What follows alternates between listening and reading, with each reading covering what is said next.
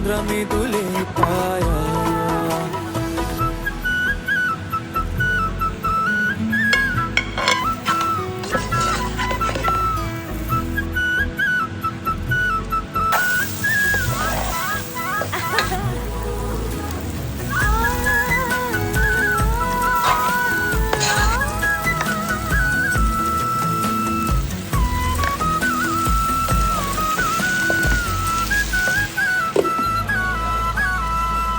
හොඳට ජලේ පිරුණු කලේ වගේ මගේ ආලේක බිඳුව පිටට නොයේ